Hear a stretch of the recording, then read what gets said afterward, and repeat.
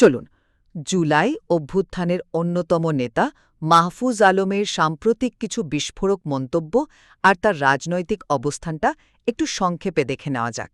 জুলাই আন্দোলনের পরে যে নতুন দলটা তৈরি হয়েছিল, মানে এনসিপি, সেখান থেকে মাহফুজ আলমের সরে দাঁড়ানো আর অন্তর্বর্তী সরকারের ব্যর্থতা নিয়ে তার করা কিছু মন্তব্য, সব মিলিয়ে বাংলাদেশের রাজনীতিতে কিন্তু বেশ বড় একটা বিতর্ক তৈরি হয়েছে। তো প্রশ্নটা হলো, তিনি ঠিক কেন তার পুরনো সহযোদ্ধাদের থেকে আলাদা হয়ে গেলেন? এর পেছনে কিন্তু আমরা তিনটা মূল কারণ খুঁজে পাই।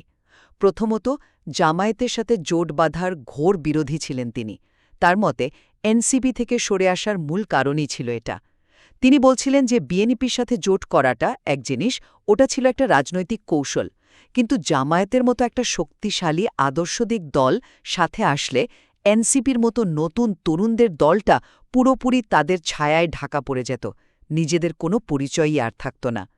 দ্বিতীয় কারণটা হল, অন্তর্বর্তী সরকারে তাকে একেবারে এক ঘরে করে ফেলা হয়েছিল। তিনি অভিযোগ করছেন, ড. মোহাম্মদ ইউনূস যখন তাকে আন্দোলনের মাস্টারমাইন্ড বলে পরিচয় করিয়ে দেন, তখন থেকেই তিনি একটা সহজ টার্গেটে পরিণত হন।